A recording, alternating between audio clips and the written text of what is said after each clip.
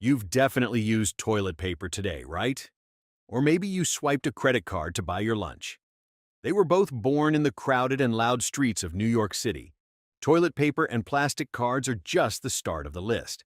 From the favorite snack in your pantry to the remote control in your hand, we are counting down 10 things invented in the Empire City that you use every single day. Let's start with the tech you definitely can't live without, the ATM. You know that machine that gives you 24/7 access to your cash? It was invented in 1939 in New York City by an inventor named Luther Simjian. He was a prolific creator with over 200 patents, but this was his most ambitious project. He originally called it the Bankograph, and it was first installed at the Citibank of New York, which we now know as Citibank.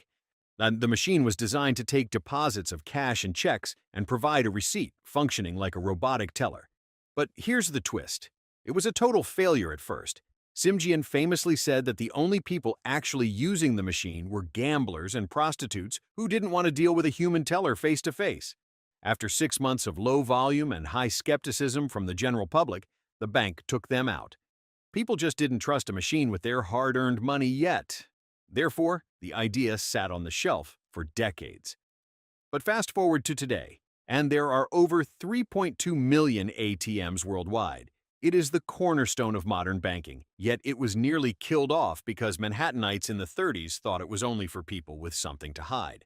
Not bad for a failed experiment in Manhattan. But wait until you hear about this next one. The television remote. It's the device that saved us all from having to walk across the room to change the channel, effectively creating the couch potato culture. While the conceptual roots of remote control go back to Eugene Polly at Zenith in Chicago, the very first real-world consumer version, called the Lazy Bones, hit the New York markets in 1950. It was actually a long, thick cable attached to the TV set that ran across the floor. It was marketed specifically to wealthy New Yorkers who lived in cramped but high-end apartments and wanted a touch of futuristic luxury. You could turn the TV on and off and change the channel without standing up, which was a mind-blowing concept at the time.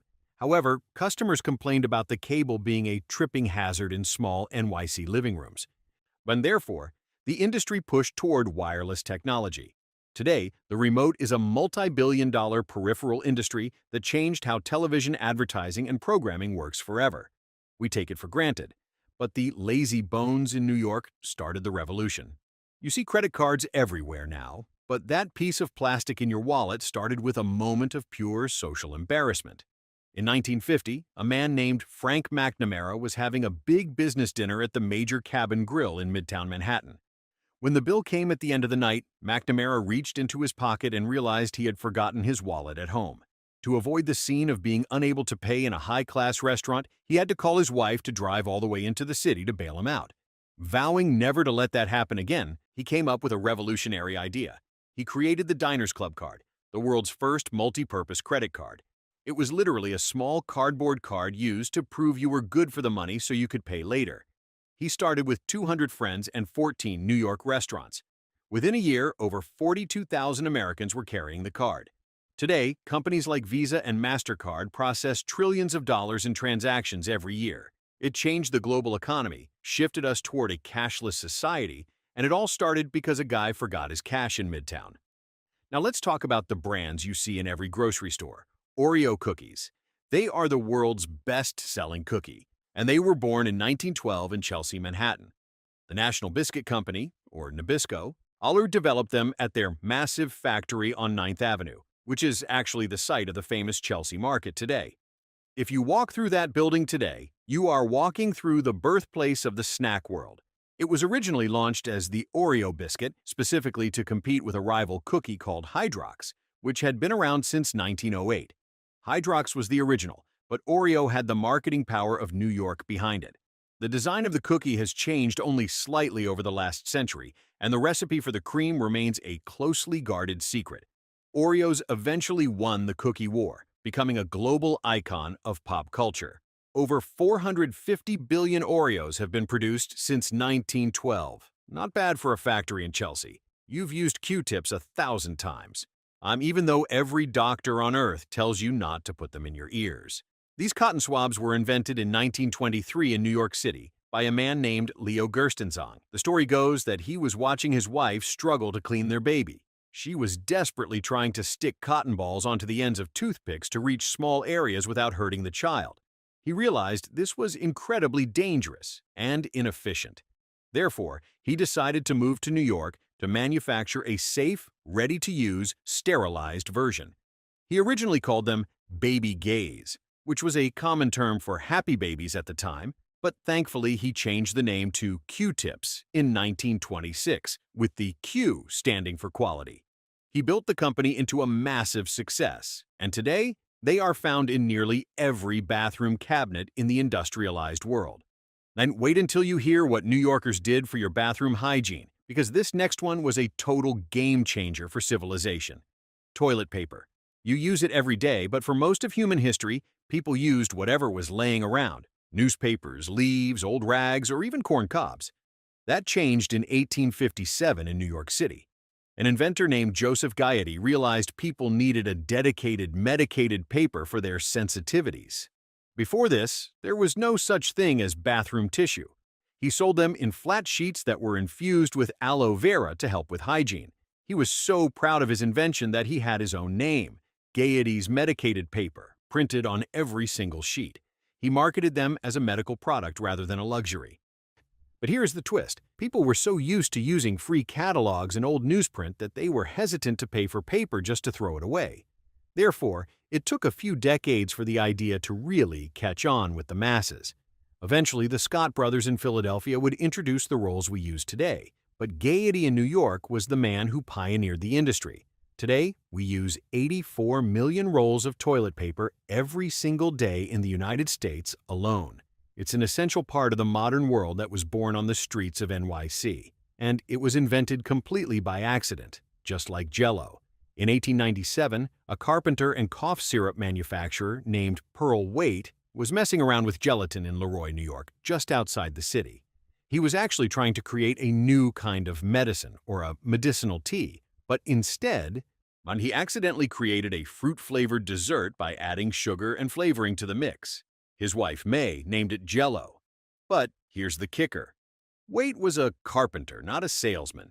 He couldn't figure out how to market it or get it into stores, so he got frustrated and sold the patent to a neighbor, orator Francis Woodward, for a measly $450. It was the worst business deal of his life.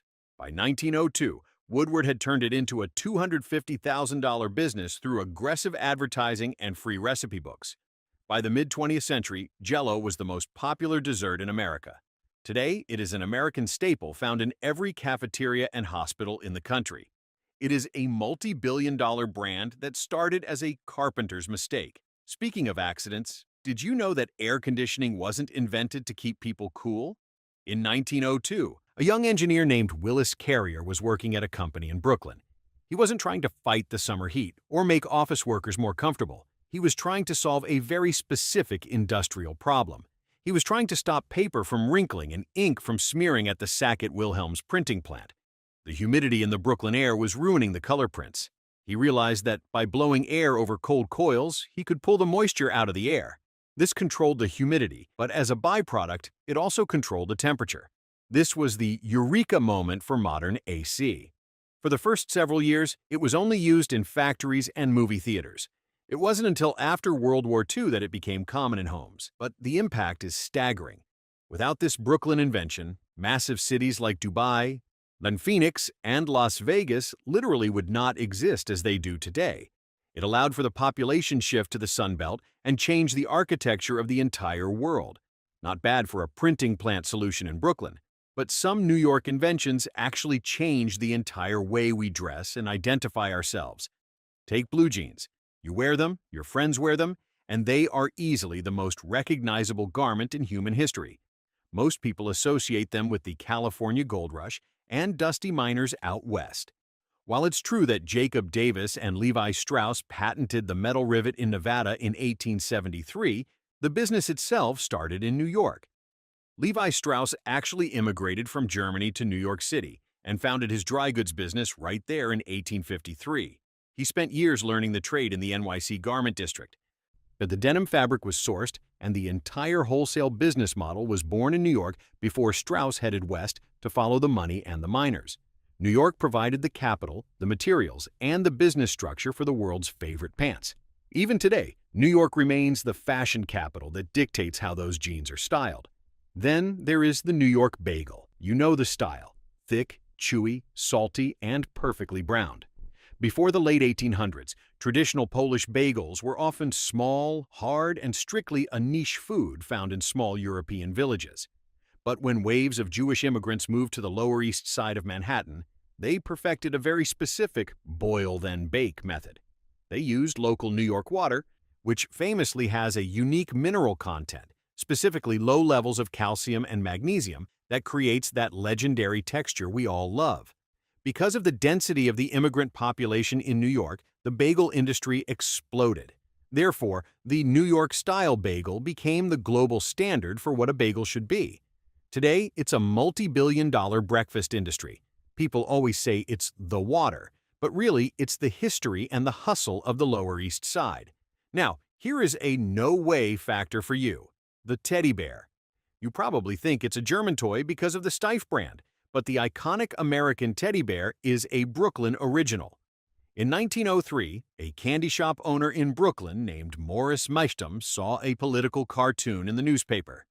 And it showed President Teddy Roosevelt refusing to shoot a small bear while on a hunting trip in Mississippi.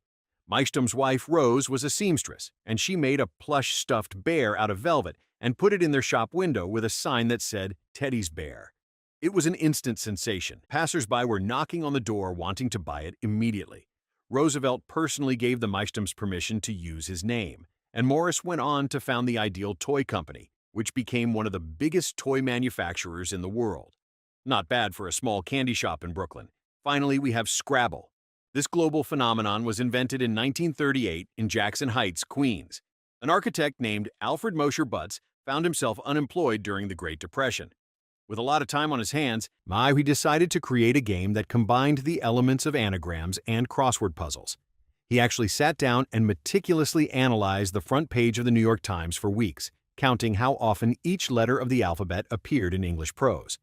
This is how he determined the exact point values for the tiles, giving Z and Q high points because they were rare in the newspaper.